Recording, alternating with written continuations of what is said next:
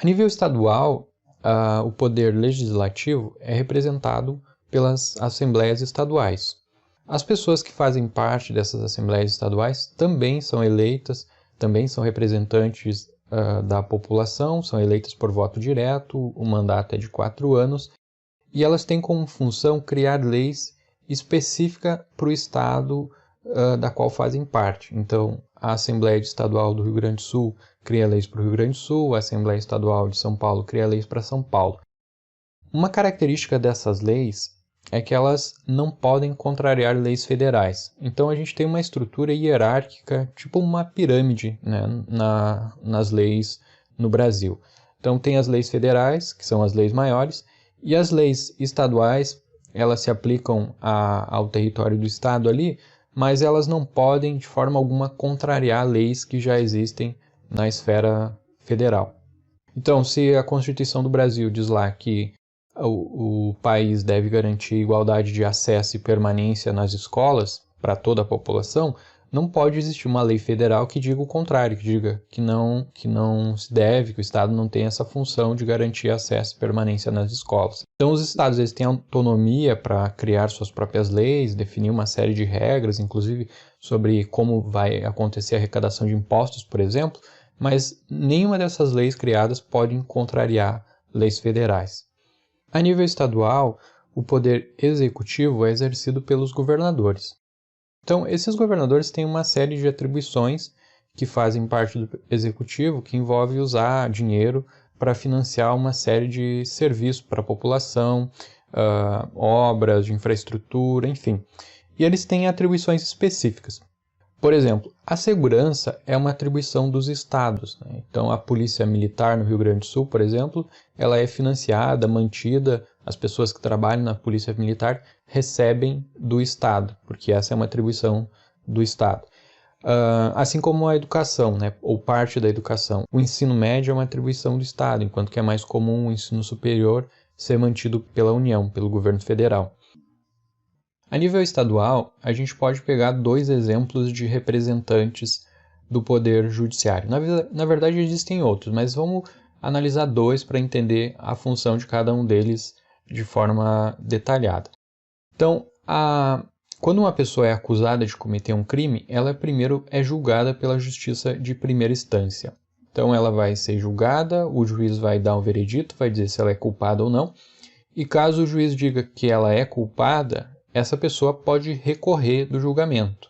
E aí ela vai ser julgada em outra instância, no caso, na segunda instância. Então, mesmo quando a pessoa é condenada por um crime em primeira instância, esse julgamento não é definitivo. A pessoa pode recorrer à segunda instância e assim continuar o processo até chegar ao STF, que é o Supremo Tribunal Federal. Por fim, também a nível municipal, a gente tem uma divisão de poderes no governo.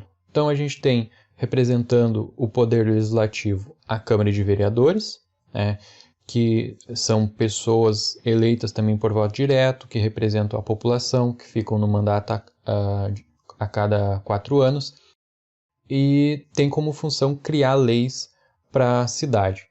E aqui vale a mesma regra que vale a nível estadual. Essas leis criadas para a cidade, elas não podem infringir leis que são superiores a elas, né? Nem estaduais, nem federais. O número de vereadores varia bastante de município para município e existe uma regra que define em função da quantidade de habitantes. Então, por exemplo, uma cidade que tenha até 15 mil habitantes vai ter 9 vereadores. Uma cidade que tenha até 900 mil habitantes vai ter 31 vereadores. E aí existe uma série de regras definindo o número de vereadores para cada 1.000 habitantes que tem a população. O poder executivo nos municípios é exercido pelos prefeitos. Assim como os vereadores, os prefeitos têm uma série de funções relacionadas ao poder executivo que envolve a administração da cidade, né? Usar recursos para administrar a cidade. Pagar pessoas, prestar serviços, obras que devem ser feitas na cidade, enfim, uma série de funções administrativas.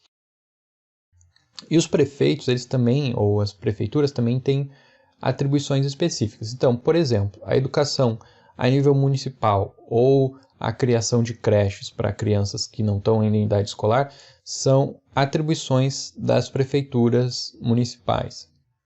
E a nível municipal não existe um poder judiciário. A justiça mais básica é a justiça de primeira instância, que já faz parte da esfera estadual. Então esse é o quadro da divisão de poderes no Brasil. A gente tem o poder legislativo, que a nível federal é representado pelo Congresso Nacional, a nível estadual pelas Assembleias Estaduais e a nível municipal pela Câmara de Vereadores. A gente tem o poder executivo, que a nível federal é representado pela Presidência da República, a nível estadual pelos governadores e a nível municipal pelos prefeitos.